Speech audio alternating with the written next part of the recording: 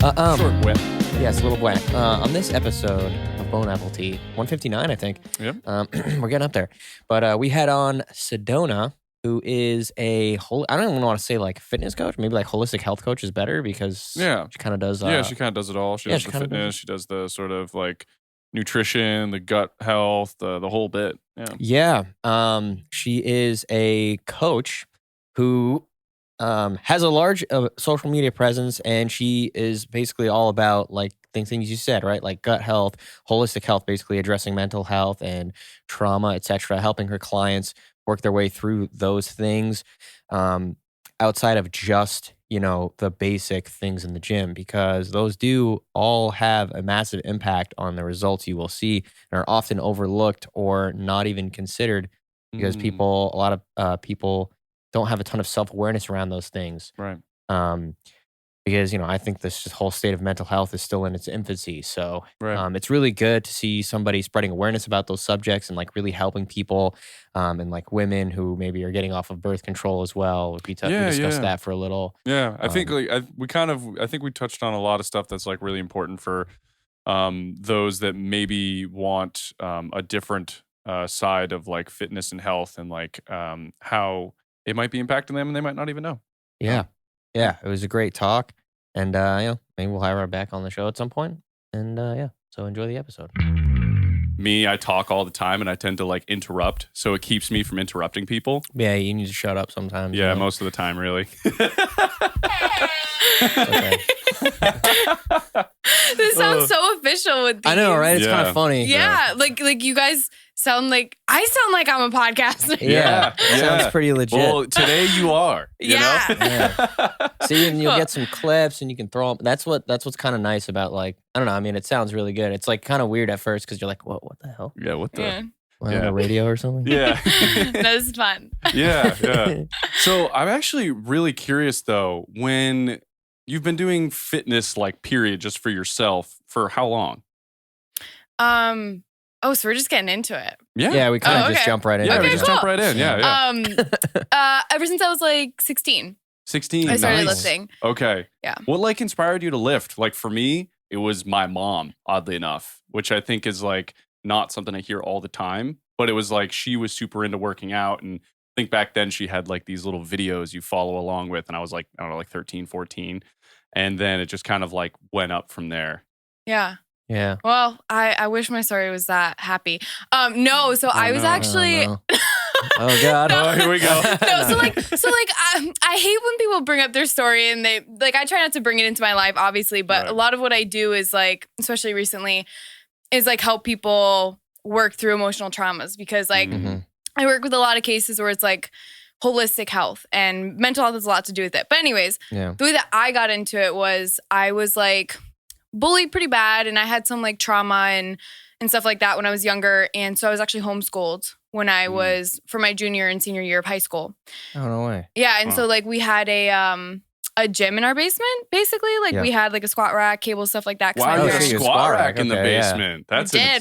That's a dedicated family right there. That's nice. Yeah. My parents always have lifted. So I was like, I'm going to start lifting too. And then I just fell in love with it and I started competing. And you've competed? Oh, no way. Yeah. Oh, that's wow. pretty cool. That's exciting. I competed when I was 16, 17. Yeah. Really? That's wild. Oh my gosh. How is competitions for that? Because I feel like that's got to be like I don't think I've ever seen anything but like an adult level competition. So what's that like?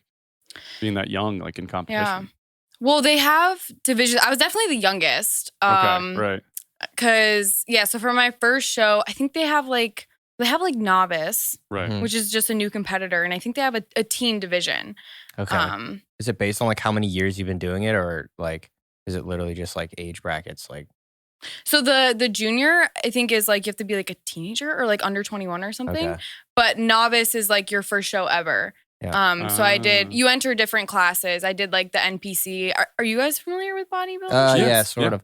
Okay. You know what's funny? There was like some like I went for work to California and stayed at a hotel, and there was like an NPC like right before the Olympia where it was like people qualifying, And like I was walking around in the lobby of the hotel. I was like, why is everybody here so jacked? And like, what is going In on? orange, Like, probably. And I was like, why? Like, am I just like small? Like, what's happening? Yeah. Like, why is everybody so fucking jacked in this hotel? And and it just turned out there was like a bodybuilding show, and I was like, oh, it was an NPC one, but that was like the first time I'd like actually like been to one, sort of. Yeah. So they were like, oh yeah, it's happening later at the hotel. I just like walked in, and we're like, hey. Yeah. So you were you did like an NPC show? I was like, did. It was, damn. It's a lot. Yeah. Yeah. Yeah. They sound like they're a lot. Do you still like aspire to do them today, or is that just kind of like something that's part of your past at this point? No. No, I think right now I'm just trying to be healthy because like I had so many health issues before. Like I had like an eating disorder. I competed for 2 years, like the trauma and stuff like that. So I'm still working through like my health, which is why I've shifted more from like bodybuilding style of things to like, okay, how do I help athletes that are not making progress break through their plateau? Because I think a lot of coaches are so into the bodybuilding and they don't even realize that sleep, digestion, hormonal health, like mental health, it plays such a role. Huge role. So, yeah. No, I think that's good because like especially with bodybuilding and competition and stuff, it's very easy to be really unhealthy about it. And I think like, men a lot of times, like if you're competing, like you're going to resort to using like steroids and gear because everyone's on gear. And you get these really unhealthy levels of like expectations for yourself. And it swings both ways with both sides of genders that have to like go through all these like super extreme levels just to like place on stage. Yeah. And plus like with like athletes, I feel like I was never like I was always pretty skinny. Like I started like lifting weights to get bigger when I was like 12. Yeah. But like like when you have like an athletic goal or a strength goal, you're less so like going to the gym like, oh man, like I got to work out today, otherwise I'm not going to get big or I'm going to get fat or something. And it's like you can go, you work out and you're like, because like I want to be better at a sport or like I want to do something on the field. And it just like it's more like I don't know. It's like less fear-based almost. Like you go, because like then I would go to like practice afterwards and be like, I'm so much faster than these kids because I work out so much or something like that. And it's just like, it's kind of like a good feeling. It's like more like empowering than like, shit, I better go to the gym today. There's like a pound on the scale. You know what I mean? Like, yeah, well, dude, I completely agree because you end up getting these people that are like, parents in particular, they think they're coaching their kid in the right way. They're like, oh, you got to work out because like you don't want to get fat like me or something. And then it kind of like puts a seed into the child's brain like, oh, like don't be fat, don't be skinny, you got to work out, instead of like, oh, like if you want to be faster or stronger at your sport or you want to just have better health, like go to the gym. And I think we're starting to see a lot bigger shift in that way. Like I'm seeing a lot more people that are more health focused when it comes to it all. I could say that. I think it's hard too because like depends on who you follow on social media. Because I'm sure like true. Everything I do is on social media. So it's like everything I see, I feel like that's life sometimes. It's really frustrating. Like, I'm always on it and I have to be. But anyways, yeah. But there is a lot of like, I mean, there's definitely a lot of like bullshit out there and like just like people just promoting horrible things. Yeah. Just for money. But always. I'd like to think maybe it's just because like you follow a certain amount of accounts and then Instagram only shows you certain things. Exactly. So like I'm like in a little bubble now at this point. But every now and then you see a post that's super ignorant. And that's like still advertising like fit teas and shit. I know. And you're like, wow, okay, like I guess there is still people out there. I know, like that's the thing. And actually, that was a really big reason why I reached out to you to do a podcast at all, was because when I was following your page, I was like, oh, like this woman is actually like putting out really good content with really sound advice that's encouraging people in a healthy way, which is uncommon. But to Adam's point, because I only follow, like I like to think I only follow a kind of like a small circle of people that do that, it feels like everyone does that. But in reality, like you still have people like they can't wait for that sponsorship or whatever kind of gets them, into it. And I know so many people, it's so funny too, because like, I don't know, even with the whole like performance based goal, like it also, I feel like shifts your mindset when it comes to eating, because I'm always like, oh, like even though like I'm like just as an example, like I'm cutting weight right now, but then like if I have a good workout, I'm like, I gotta eat because like I want it to actually do me some good. So you know what I mean? I feel like having like performance goals kind of gives you that like, well, you need food, otherwise you're not going to perform. and it's more of like a nourish yourself as opposed to like I'm a fat piece of shit. You know what I mean? Yeah. Like Eat right or else. yeah, kind of it's thing. so like, but like with respect to like the trauma thing, I mean, I know you were talking about like you deal with like a lot of people because like a lot of it, I mean, it's almost entirely mental, really, and just like I would think like how your mindset is or like reframing things or something like that. But like, it's like somebody who like not everybody responds to trauma that way, like in the sense where like you were like, well, I'm gonna do something about it and like make it like you know what I mean? Like take it some action, which is like, like I respect it. Like that's like a good way to handle it. So like, how do you like? So like, are a lot of your clients like that, where like they've had something in the past, like have some issue with eating, where it's like a coping mechanism, or like is that common? Well, I would say the people that I work with. So I deal with a lot of like, okay, so I have, I just hired someone. I had Nice. one coach and I have two coaches Very that nice, work very with nice. me. Yes. Expanding. We like that. So those two coaches take more of like my basic clients, like just like training and nutrition, like tracking macros, stuff like that. But I take more of the functional health. So like the people with hormonal digestive issues that just can't make progress, can't lose fat. And I find with those people, it's not even so much how do they deal with trauma. It's like they didn't even realize how screwed up they were until they come work with me. And then, I've had people in the past. So like recently I've been focusing on more of like my spirituality, the words. And I've found that like I've kind of made a shift from, okay, hopefully this makes sense. Here's your protocol for like fixing your digestion, your hormones, to like, okay, why do you even have this in the first place? Like, let's rewind. And I think when I first started getting into this stuff, I would just do like supplements and lifestyle changes, nutrition changes. But like some of my clients got so much better, but some of them didn't get better. And so looking back now, as I go through my like awakening or whatever you want to call it, I start asking these people like, have you been through traumatic experiences? Do you feel like this still is something that you hold on to?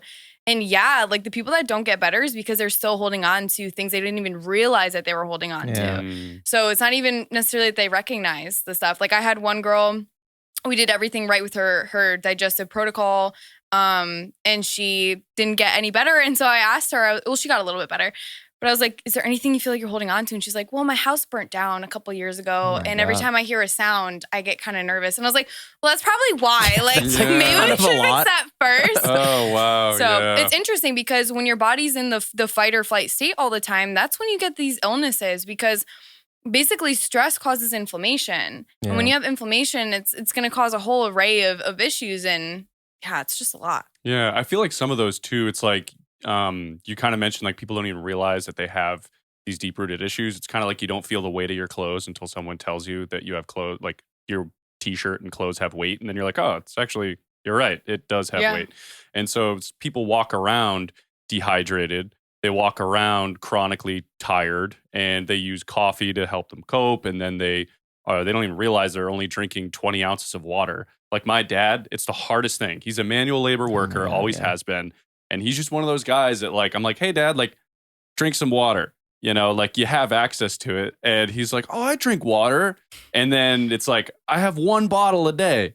And I'm like, dude, it's bad. Dehydrated. And then he wakes up with a headache. He's like, oh, I don't know what I did. I'm like, you didn't drink water.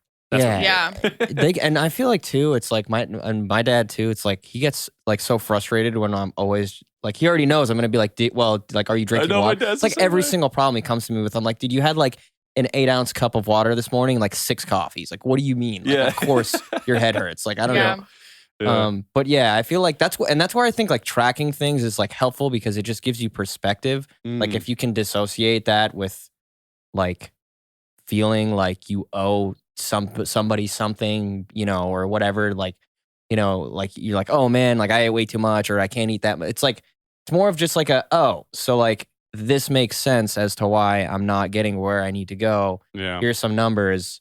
And then like you can just, I feel like for me, it's definitely different with everybody because like it's tough. It's like it's like stepping on the scale, right? Like to me, it's like, it makes me feel like I have more control because I know exactly why I'm not getting somewhere because I don't have any issues, right? Like you were saying, like again, it's different, right? Like if you're going through something or your hormones are imbalanced, like, you might think that like, it might not be as reflective as somebody who's like totally regular and they're just looking at the number, like calories in, calories out. Cool. But like for me, like because I don't have an issue with that, it's nice because I feel like I have more control. Because I'm like, if I don't reach a goal, it's like, well, I have all the numbers. I wasn't consistent for these few weeks. Yeah. Like there you go. There's my answer. Yeah, I definitely think our engineering brains are like really wired to be like, oh yes, data points. Yeah. Yes, this so is not information. everybody's We can like take that. And like even the shitty thing too is like, especially with the scale, like I don't have a problem with looking at my weight, but like I could totally see just because water weight, like I could piss out 5 pounds tonight. You know what I mean? Yeah. But people freak out. And it's like, you look at the graph of like, I'm losing weight. It doesn't look like a straight line. It's like a you know what I mean? Like, it's like, and so I could totally see somebody like, you know, I eat like an extra serving of rice and the next day I'm 3 pounds heavier. Like, I'm not going to freak out, but I know people freak out about that. Yeah. You know what I mean? So like, have you ever had like, are you in constant contact with like your clients? Do you ever get somebody like, oh man, like they're really nervous about scale weight? Oh, I went up by 3 pounds. Like you don't tell them to weigh themselves, like, and then like maybe ease them into it kind of thing, or? Yeah, I have some people that don't weigh themselves. I would say I have like 50% basic clients and then 50% not so basic. But with the people that are fat loss clients, yeah, a lot of the times I don't have them weigh themselves. I mean, my approach is kind of like, so I did the whole macro tracking thing, and I think it is useful. But once you track for a little bit, I mainly just want people to focus on the quality of their food and like certain guidelines, because you're not going to overeat on like nutrient dense healthy foods, because once your body gets the amino acids that it needs, it's not going to be craving things.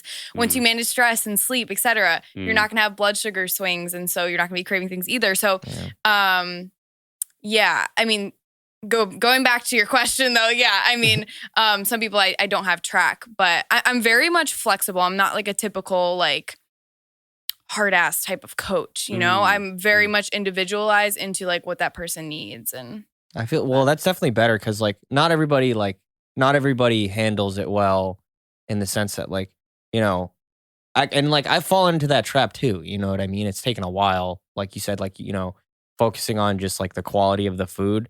Like when I first, tracked for a while, but like really it started with just like, let me just eat 8 ounces of meat, some carb, and some vegetables.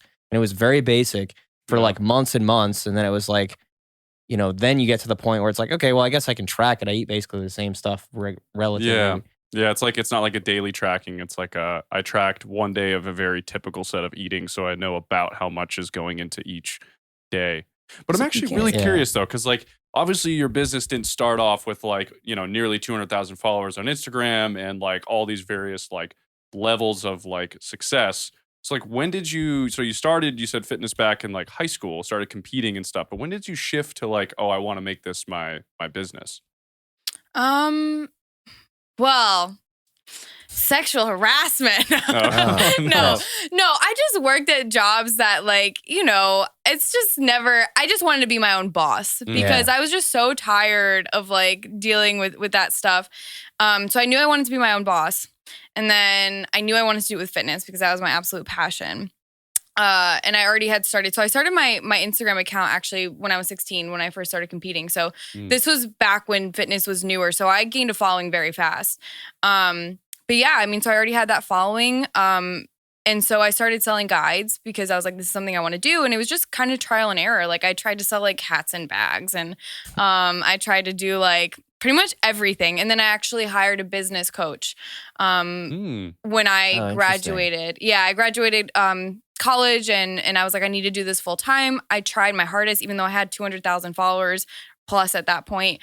I couldn't get clients because I wasn't presenting myself as a coach. So once I hired the business coach and I transformed my business and my Instagram and how I present myself, that's when everything really started. I've just been evolving from there. I've just kind of been, you know, just listening to what people need, my clients need, and just getting education accordingly and changing things in my business accordingly. And it's just been growing, which is pretty cool. So what was like the most impactful thing that like was like a aha moment for you when you like really, because like someone might be a fitness coach right now that's listening and is like maybe struggling to gain momentum. What do you think would be like helpful to someone who's like sort of a little lost in the space of like online coaching and whatnot? Definitely invest in yourself. So I don't know if you know, but like, have you ever heard of it? But like money is energy, and like you trade the energy for different energy, Mm. basically. And I think a lot of people are afraid to spend money, but when you think of it as energy, basically, like I was like, okay, I have this money. I don't want to spend it. No one wants to spend money. But like I need, in order to get to where I want to be, I need to invest this in a business coach. So I did that and I learned and I came up with a really good system for my business. And then I was like, okay, well, I want to learn more about digestive health because my clients need more help with that. So then I invested in a mentorship. And so every time you invest in yourself and you trade the energy for good energy, I think it moves you forward. So I would say, don't be afraid to invest in yourself. So I actually do some coaching now, like business coaching. My bachelor's is in business, which I didn't really learn much, but just from experience and the program that I did, I've been helping people with their business, growing their business. And I think a lot of people too, like I paid $7,000 for 3 months for mine. And some people aren't even willing to pay $500. And I'm just like, you got to invest because, if you're not investing in yourself, you're not going to go anywhere. Yeah, for sure. And I mean, like, especially when it's like self-development, like I never see that as like wasted money because, you're like, what else are you going to spend your money on? Right. It's like, to make yourself like better, more valuable, to be able to help people. You know what I mean? It's like, if you want to help people, it's like, the quickest way to get information is through, at least for me, it's like somebody who's been there before, like you got a business coach.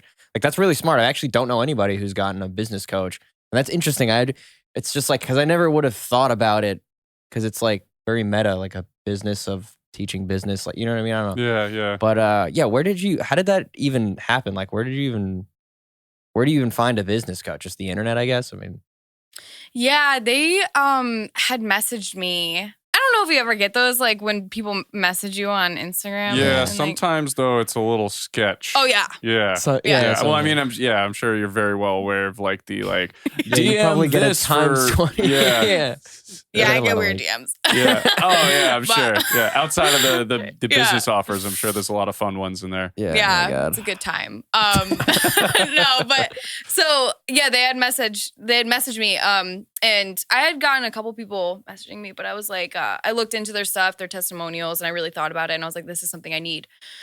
So that's how I found them. But I'm not with them anymore. I will say that with the business coaching, I think that the program that I went with, they're very much in like, how much money can you make and all of that. And so for months, I'm just going to be transparent because some people are weird talking about money, but I think this would be helpful. So like after that investment, my first month I made like $12,000. And then there was a couple months where I made like $20,000, but I was working like 70 hours a week. Holy crap. It was crazy. And I was miserable. I was signing clients so fast that I wasn't able to deliver a good product to them. Yeah. And so I think, for people listening, if you do get a business coach, like don't get too lost in just making money, because I was not happy at all. And recently, I've let go of trying to push sales, and I'm just letting people come to me. And it's at a much slower rate, but my clients are happier. I'm retaining more clients. I'm getting more referrals. So there has to be a good balance between the business and the sales, and then actually delivering a good product, which is what I try and tell my business clients now. There has to be a good mix. Yeah. And That's also, really like, cool. like if you're happier, you'll be able to deliver a better product. And it's also like, if like the product is good, you don't really have to sell yourself. You know what I mean? Like it gets a little easier, I feel like, in that sense. Cause it's like, it's not like, I feel like a lot of people, like they try to sell people something. They're trying to convince them. It's like, well, if it's worth it, it's like, it doesn't take much convincing. You know what I mean? It's Right. very obvious. Like, hey. Yeah. Yeah. That's sweet though. That's super cool to think about because like, I feel like that's like a lesson that a lot of people could learn is like, hey, like, and we hear it all the time is like, oh, like, money over happiness, happiness over money. And it's like, you got to experience it firsthand. It's like the trade-off just wasn't worth it. And you're able to now dial it back, make, as much as you really want, but allow yourself to be happy, healthier, and then have a bigger impact on your clients. So that's really cool. Yeah. Yeah. I was going to say something. Just to, I know, like, I had to really sit back and think, why am I not happy? Because I was like getting anxiety and I was like, I don't even want to coach anymore. But I was like, but I love helping people. And then I was like, oh, I'm not helping people the way I want to. So I think also like when you start feeling unaligned and you're not happy with what you're doing, you're not proud of what you're doing, I think it's good to take a step back and being like, okay, how do I make this better? And so that's when I started like incorporating more calls with people. I changed the way I do check-ins with my people, and it's been so much better. I've been so much happier with like, the service I'm providing. And that's going to be long lasting, Yeah, that's the biggest thing is like long term. And I feel like self-awareness is so huge. Like at least you're kind of like auditing yourself every so often. Just be like, okay, well, this is what I want to do. Because like a lot of people, like you said, like a lot of people just aren't aware of like the stuff they do, or like, they'll just be miserable for a long period of time instead of just being like, hey, maybe we can do something else here. Yeah. I'm actually really curious though. So like with your clients and everything, like what is some bad information that you feel as though you're having to constantly or at least consistently try to counteract? Like people come to you and they're like, oh, well, I heard like, carbs are really bad and fats are bad. Like, what do I do? How do I, and like now protein's bad. Like, what can I, like, are there like certain consistent things where you're like having to reinforce like healthy habits? Well, two things. I'll say I get a lot of freaking cool clients that have like followed me for a little bit and they kind of already know the stuff that I'm talking about. Okay, very cool. They're like loyal people. Yeah, I love them. But honestly, I would say like people don't realize how much their lifestyle and mental health, I mean, I say it all the time, but it affects their progress. Yeah. Like I'll get people that are doing everything right, but then we find out that like their stress is really impacting them and they need to maybe cut down on training sessions. I think that's actually huge. Is like I've had people make more progress doing like 3 full body days than 6 days a week. I think some people think that more is better, but a lot of times it's not. I would say that's a really big one. Yeah, that's huge. That's like, it's so funny. That's so funny because that's literally like what. Do you follow Mind Pump at all?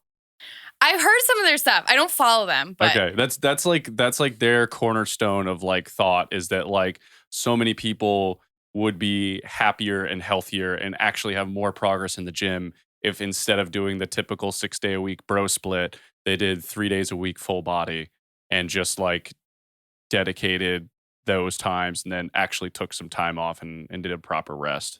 Like slept more. Yeah, slept more. Like, yeah. And I definitely, that was like a big like eye-opening thing for just me personally too. It was just like I didn't really sleep a lot. And I was like, oh, sleep is awesome. Yeah. Oh, yeah. I feel amazing. Yeah. It's way better if you just sleep. Yeah. Yeah. But that makes sense because like it definitely, I know people that'll be like, if they feel as though if they can't sprint, they're not going to walk. If they can't go to the gym 6 days a week, they're not going to go at all. And I try to tell people that there's a lot you can do in 2 days a week than they probably think. They think 2 days a week, oh, that's nothing. But in reality, if you do 2 days a week, full body, get a little bit of steps in throughout the week, like you're going to be a pretty healthy person considering, if you're not going crazy with the food. But yeah, that makes sense.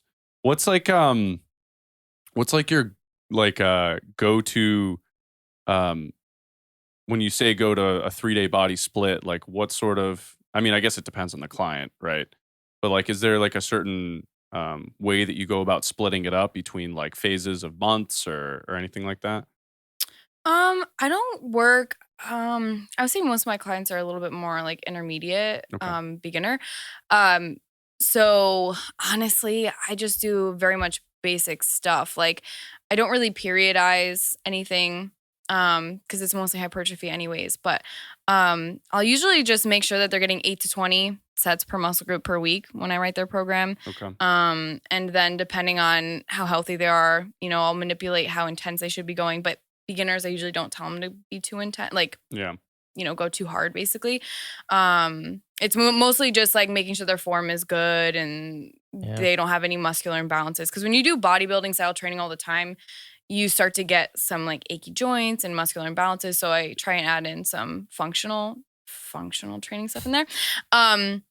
But with my more advanced clients, like I'll typically, we'll have like a macro cycle, which is like, okay, what is the goal over maybe the next 6 months to a year?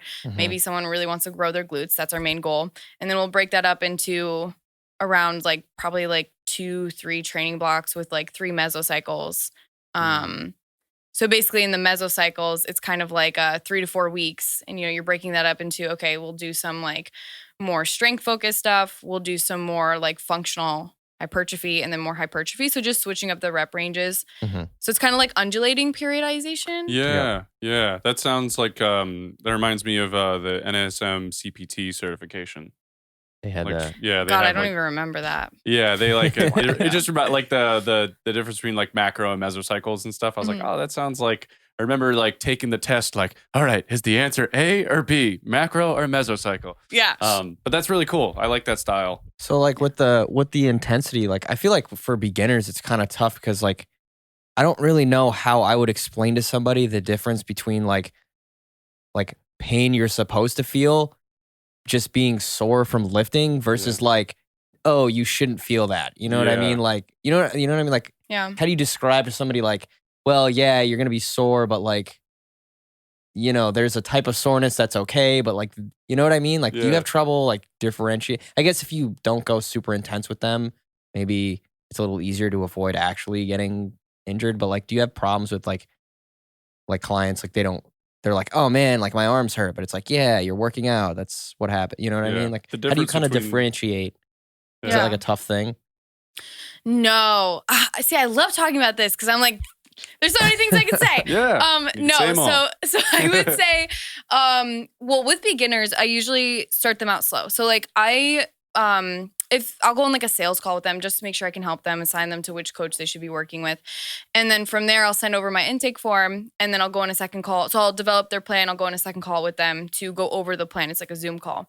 So on that call, I'll explain what this should feel like. I'll usually go over RPE. Are you familiar? You're familiar? Yeah. I know it has a certain name for it, but I just call it reps in the tank. But I know that's not at all what it means. It's like rate of perceived exertion or something. Rate of perceived exertion. So I'll explain what that is. So basically I'm like, because the research shows that I think it's within like 3 to 4 reps of absolute failure, you're still stimulating muscle growth. It's still as effective as training to failure, but less fatigue on your nervous system. So I'll kind of explain that scale to them and I'll be like, or I'll even just be like, I want you to push hard, but like, actually, honestly, for my beginners, sometimes I tell them to just go to failure because they don't know how to push themselves. Yeah. And it's true though.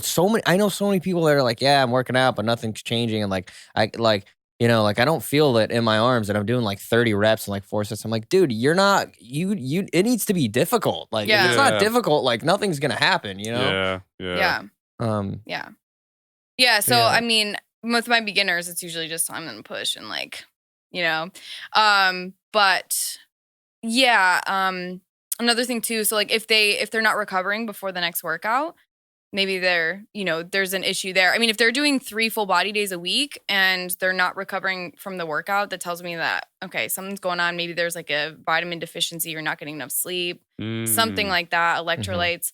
Because 3 full body days, you should be recovering, even if you're going hard. Yeah, for sure. Yeah, it's true. Yeah, and it's amazing. I feel like so there's this I have a friend who's like 6'5", and he's just getting into the gym, and he's he's a big man. He's like 225 pounds, not overweight by any means. He's just like 6'5", and he started the gym. I think he's in it like 6 months at this point, and he's like, yeah, I'm going, but I don't really know what I'm doing. So I gave him a program, and then he's like, yeah, I don't really know how to eat. And I'm like, all right, like how much you like, just retract what you got for like the next week. And he showed me what he was eating. And it was like 110 grams of protein, 90 grams of protein for a 210-pound man, 220-pound man. And I was like, hey, so we're going to have to find a way to jump your protein up, because a big reason why you might be sore for like 3 days afterwards is because you're just not eating.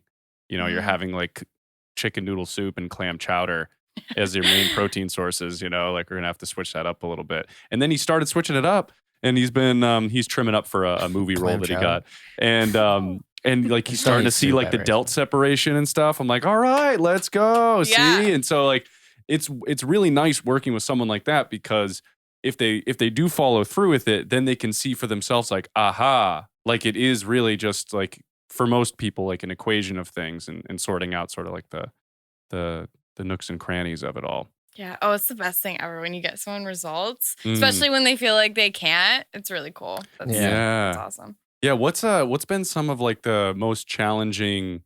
Because I know you work a lot with like gut stuff, and which I have a lot of questions in I was that gonna because say I that. actually don't really know much about that. I have what I call the Baruso iron gut. Like nothing bothers me. Son I of a like bitch. I can like eat anything and like it never bothers me. So I'm usually like very dissociated from like gut health problems because I just don't feel them. But I know it's a really big deal for a lot of people. So like, what's like one of the most complex things you've had to sort of like work through to get someone sort of like the results they were looking for? So I would say, let's fall asleep.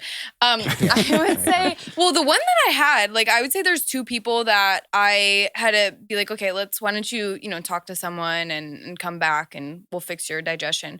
Because of like the trauma and whatever. And they were stuck in like the fight or flight state. But honestly, gut stuff is really hard, especially when they have digestive and hormonal issues. There's so many things, like, even if you do a million tests, you don't know what's causing it really. And you don't know it's hard to figure out what to fix first. So it's always a challenge, and it's always going back and forth with the client and seeing what works for them. I mean, some supplements work for some people, some of them don't.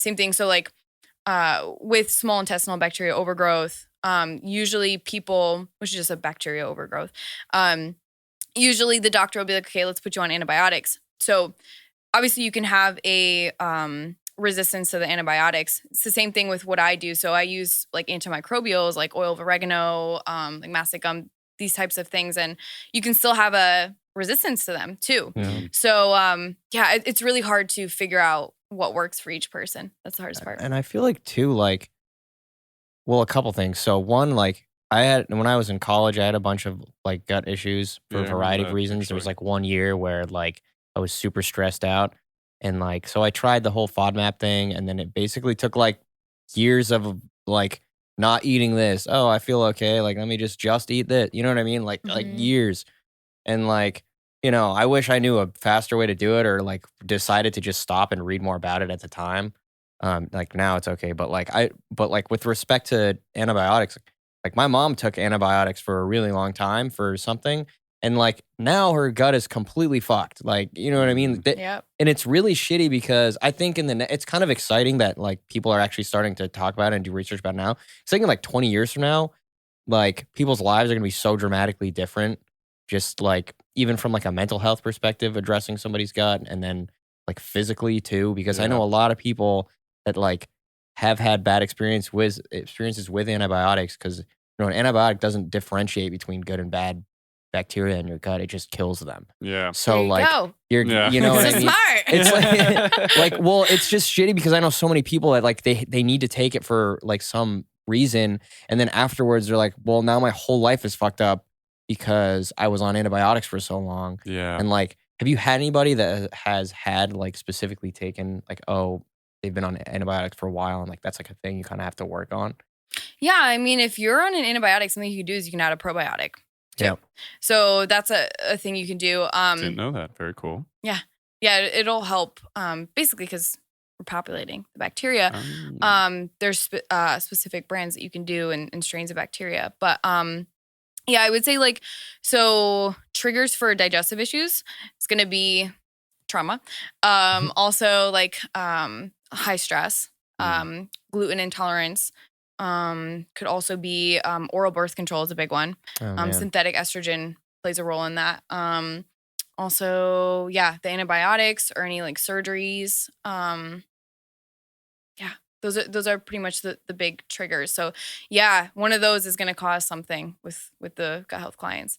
Yeah. I've been So- seeing a lot. Oh, sorry. Go ahead. Well, I was just gonna ask. So like, how do you like when you want to figure out like, okay, let's see what we can do? You basically step through those things and like see like, okay, let's try this for a few weeks or a few months and then move on, or Yeah, so it depends on the severity. So if someone is having like I mean, it all plays a role into each other. And it's really fun. Like when I get an intake form back, I take a bunch of notes and then I kind of piece together in my head, okay, what could be going on here? And it's a lot of fun.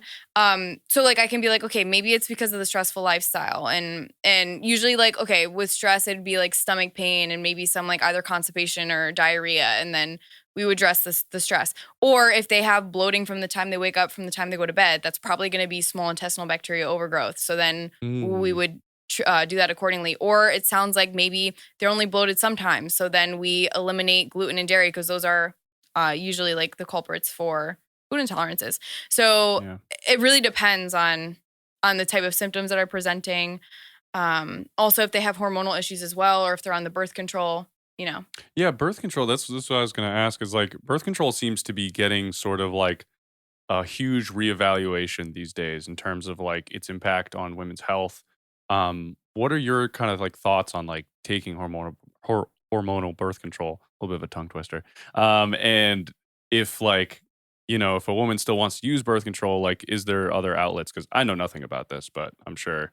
I'm surprised. Yeah. Dude, you don't take birth control? Yeah. I do just for fun. I heard it makes, it's like a low dose of steroids for women. So that's it's why I take actually, it. Right? Did you know it actually impacts muscle growth? Yeah, right? Yeah. Like get a little negatively. jacked. Yeah. No, negatively. Yeah. Oh, man. Yeah. That sucks. See, like, it's like, because like who is it? Like Derek from More Plates, More Dates will talk about how it's like taking like a low DECA cycle, but not in terms of building muscle, but in terms of like how it impacts your like hormones, like how extreme it can be.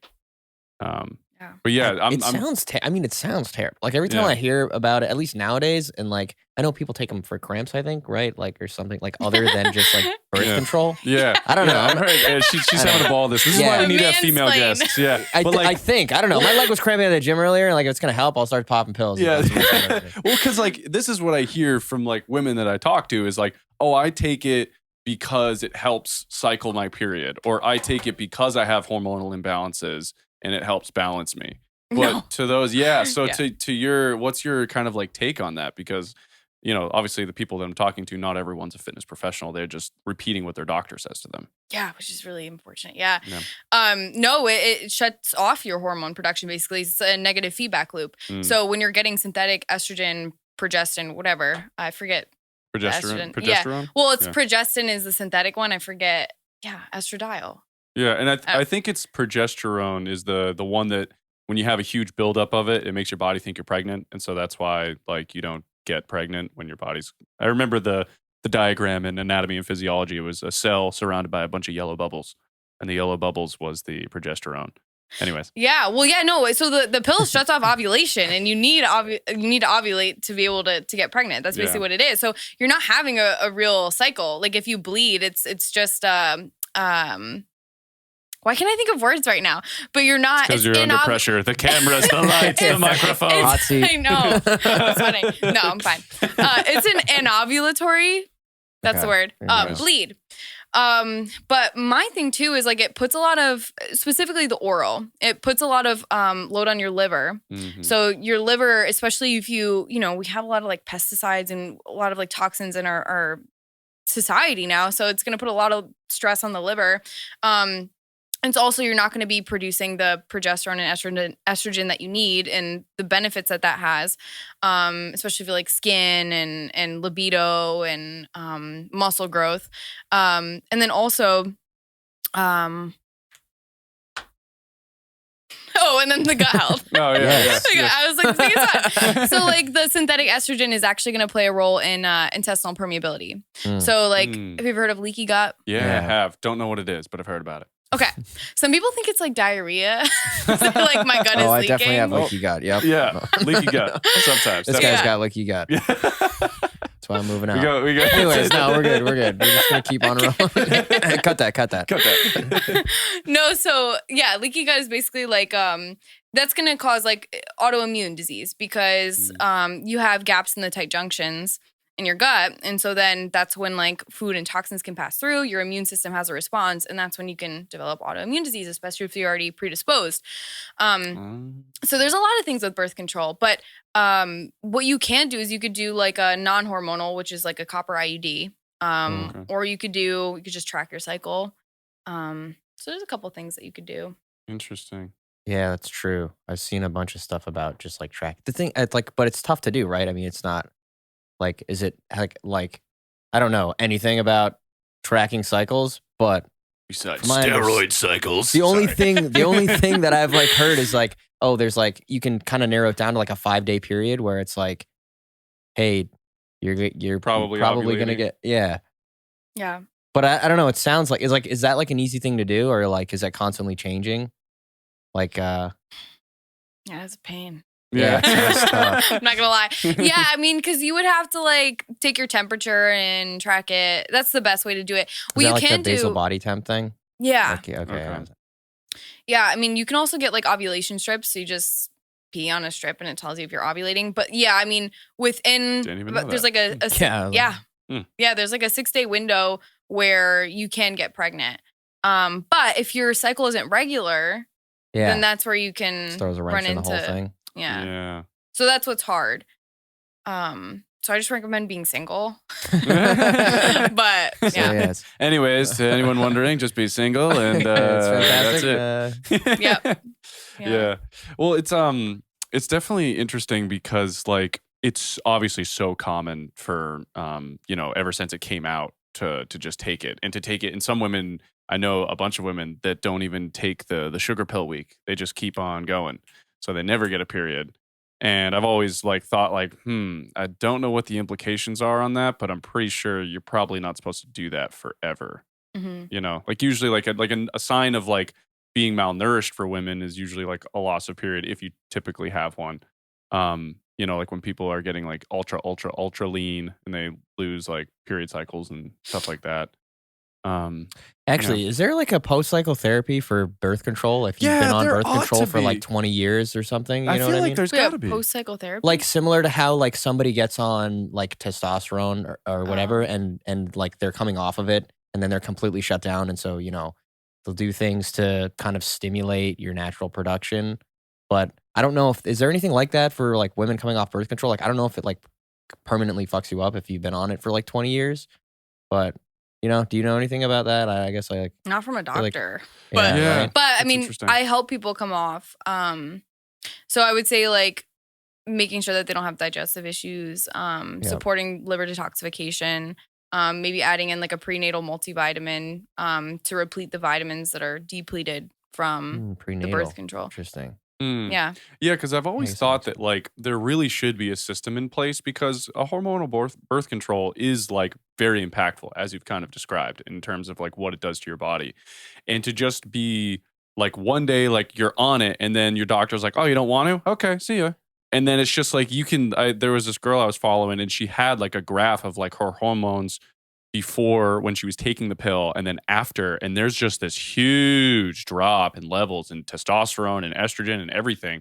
And she said she felt like crap, and she obviously because she doesn't have a bunch of natural production of her own stuff.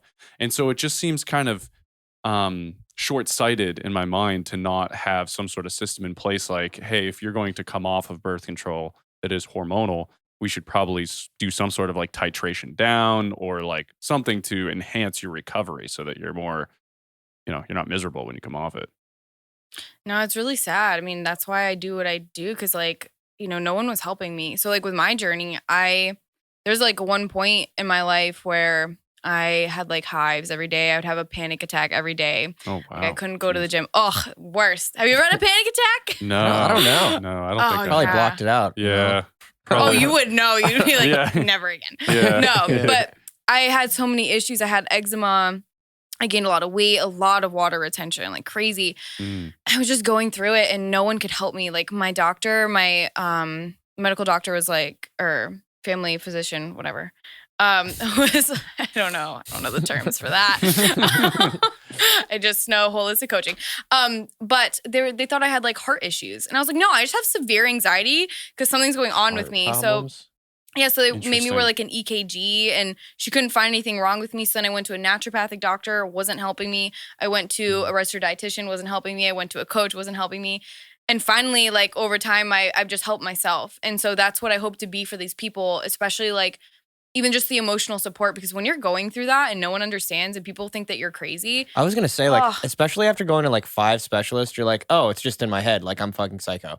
And then, but then like, well, I mean, you know what? It wasn't on the, because like I had something with my stomach, dude. I got like 3 endoscopies. I got all this shit. And I was like, what the fuck is wrong with me? Yeah, because that was like junior year of college, I think, right? Yeah, sophomore, it was. Year. And then like I also found out later that like I also had mono at the time and had no idea, by the way. And by the way, nobody was like, hey, let's maybe test to see if you're sick. And okay. It's like, oh, that's why I slept for 3 months. But like it's just interesting because like, you know, you listed all these things, but like, did you go see like a therapist or anything during that time? Like, was that even on the list?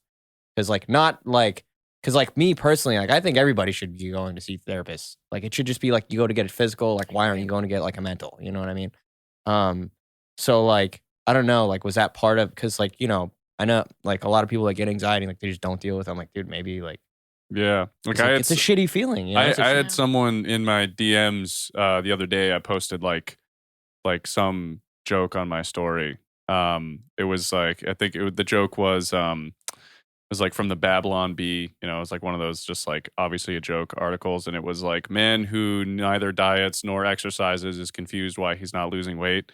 And I got a paragraph from a buddy of mine who said some really graphic things on how like pretty much like sad he is about where he's at, and like, you know, the state of his mental health, and like how like it's like he doesn't feel like he can get anywhere because he's just like his argument and why he struggles with food is that for alcohol, weed, whatever it is, any sort of like cigarettes, you don't have to do any of those things to live. So it's really, in a sense, theoretically easy to cut those things out because you don't need alcohol to live, but you need food to live.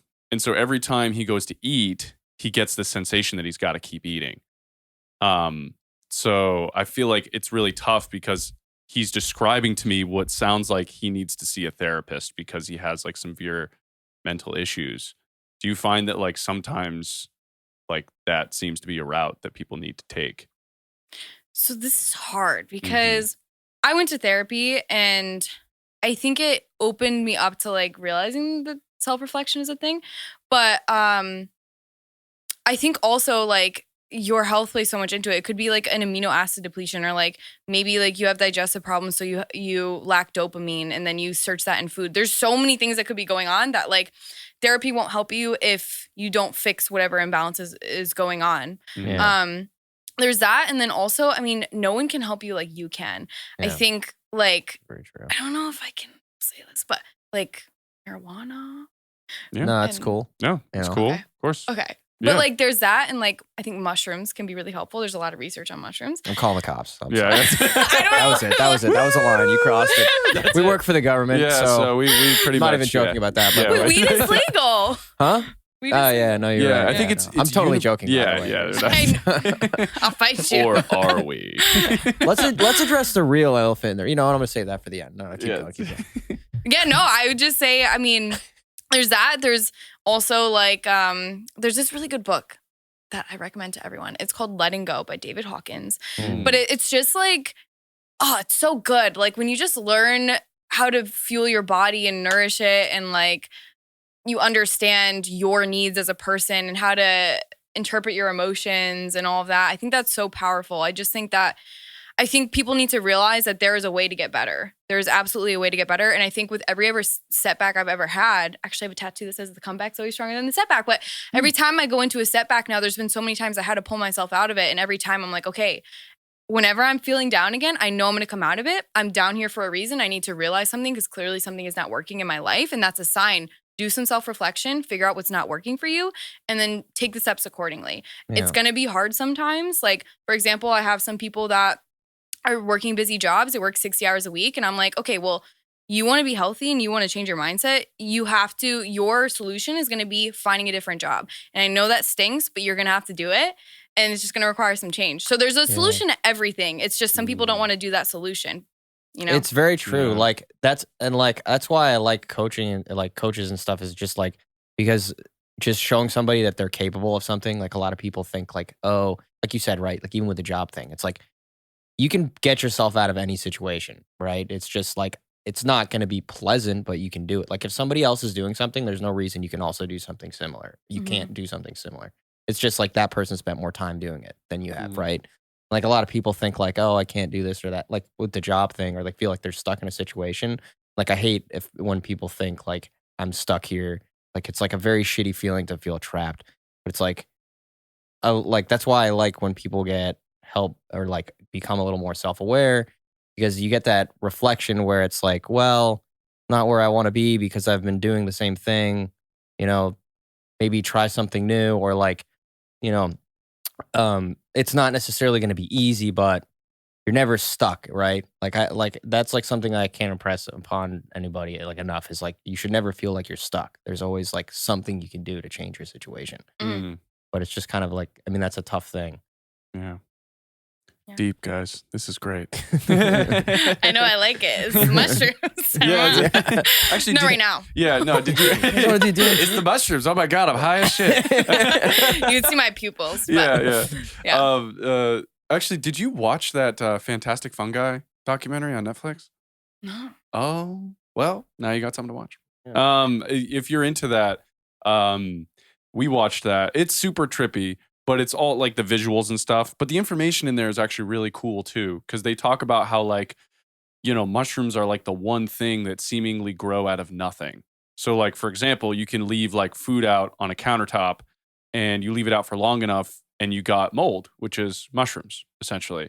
And that if the whole world were to just burn up right now, the first thing that would come back would be fungi of some kind. And they talk about like how fungi help communicate between trees and plants and stuff. It's really I actually cool. have heard that. Yeah. They're so good. Yeah. They're so good. Yeah. I mean, they totally reframe. And then, you know, not like, you know, tripping, but like the microdosing can totally change someone's anxiety and depression the way they think. I think it's really interesting. Yeah. It's like, it's kind of exciting just for the next like 20, 30 years of stuff like that. Like mental health is becoming a bigger topic. And then like, so like it leads to people putting more money into it, which means people can explore things like microdosing and like actually clinically prescribing that to somebody. So it's like just funny to think of. Like I just feel like the next few generations are going to have it good, at least coming up, you know, Yeah, like addressing stuff like that. And how about just like the next few generations of like fitness people? Oh, I'm seeing like kids that are like 12 years old, like in gym class doing like perfect squats. And I'm like, wow, I wish that was around when I was a kid. Doing mobility work and all this crazy stuff. I'm like, these are like, and I just makes me think like they're going to be like indestructible. Like I feel like injury prevention is going to get so much better just because of that. Yeah. It's like all these kids have like crazy bases. They're doing like fucking front squats, like pistol squats on one leg, you know, perfect balance. Oh my God. What was like something that you had to like unlearn as like a fitness person? Like, for example, for me, it was just like, muscling your way through reps. You know, it's like a really big reason why I fucked up my shoulder like 3 years ago. And not doing mobility. Like I forever didn't do mobility, not once, not ever. I did like maybe a little stretch, like take like a weight and swing it around my head like an idiot, you know, and like that was like I'm warmed up, you know, or like, so like, how about for you?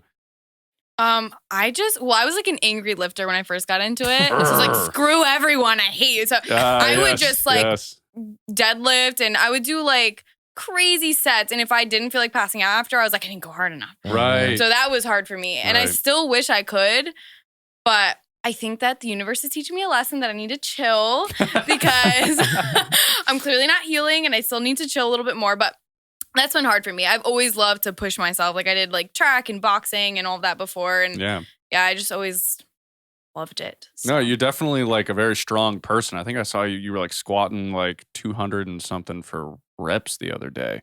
What was that? Was that 205 for 4? Yeah. That's and how tall are you? 5'2". Yeah, that's incredible. Yeah, relax. Relax save some weight for the rest of us, right?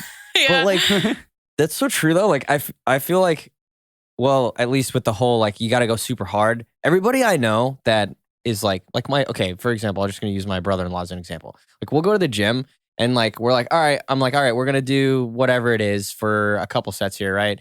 We're like, maybe we're like doing a dumbbell press or something.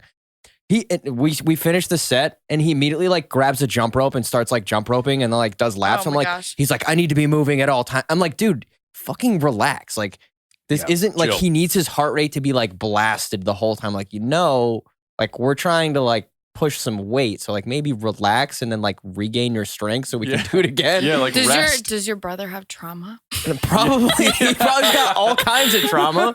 And he just I find because people cracks that jokes like about it. yeah, people that like don't know how to chill, like they usually have some issues that they need to work through. It's something about like just going to the gym. It's like, and they're just like, yeah, I need to just be constantly like moving. And I'm like, dude, like it's not the goal of what's like happening. Rest right is now. like so important to your next set. Do you see that a lot where like people are like, what do you mean I got to sit here for 2 minutes? Like, Yeah. it's like kind of fucked up. It's hard. So I work with some men, but a lot of my women have a hard time chilling. Yeah, they're harder to work with mentally, which I'm a woman, but like it's true, you know.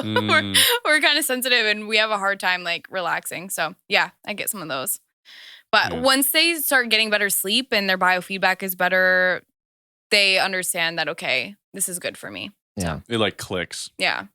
Yeah. Back to, we kind of mentioned it earlier, but I think this is so important is that like when people do use a scale, is like sometimes they do see it go up by a pound or 2 or 3 pounds and they're like, oh my God.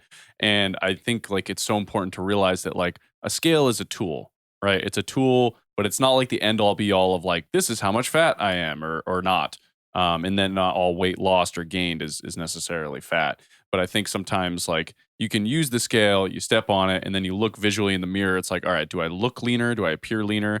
If I'm the same weight, but I appear leaner, I probably subtracted some fat, gained a little muscle, and now I'm still the same weight. But people sometimes view the scale as the only progress. So they see like, oh, today I'm 190 pounds, and then a month from now I'm still 190 pounds. Nothing happened. Yeah. You know, do you have to like deal with that a lot with like sort of like coaching? Well, I mean, you kind of mentioned that you don't really have everyone weigh themselves, but yeah, I mean, I always really, I try to be really transparent in ease people's minds and like explain the why to things. So like with my check-ins with people, I do like a video check-in. So I go over like, okay, how was sleep, stress, digestion, how are you feeling, how are workouts? And then I'll get on a video and I'll explain to them, okay, this is what we're going to do moving forward. This is what I think about your check-in so that they understand my thought process. So I think that helps them ease their mind a little bit. But another thing too is you can always have people just track measurements because, you know, if you're gaining muscle, losing fat, your waist is going to be smaller. Maybe your hips are a little bit bigger for my females. So there's that. And then also we always take pictures as well. So I'll compare their pictures and see how they're looking. But I try and make sure that they're learning from this experience too. So like, let's say like they don't look as good as their last week in terms of like maybe water retention. Well, and they're checking if they got 6 hours of sleep. I'm gonna be like, hey, just so you know, like if you want to get better progress, like this week, let's focus on the sleep because that's going to help with your water retention, something like that. I could use more of that. I almost consistently get like 6 to 7.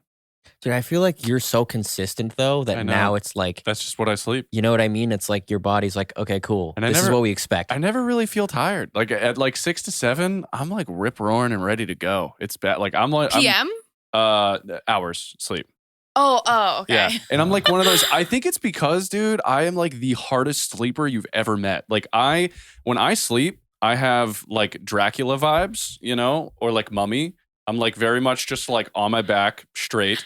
Dude, or like arms scary. by my side. I'm fucking on my stomach, like tossing and turning. Yeah, like I get the hardest sleep, and then like when you do, it's really weird. It's really weird. When I wake up, the messiest part of my bed is the triangle folding the blanket off of the bed. So like if you look at, yeah, literally, dude. Like I wake up and like I've taken because Joe B was the first person to point out, my cousin Joe.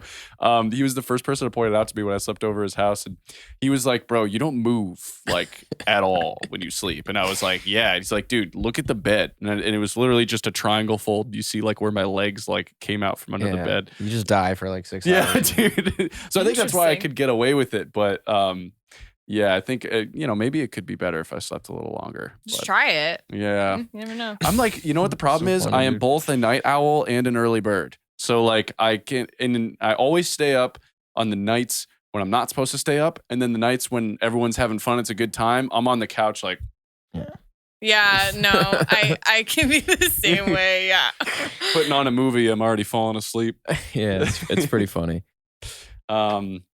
But we've actually been going a decent amount of time there. I don't even Have know. we? Yeah, What it time blew is by. That was like an hour.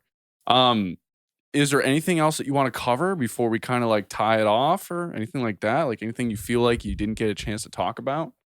No, I don't think so. I think it's just a message because like I don't know, a lot of people don't follow like the holistic health type of thing and they're into fitness.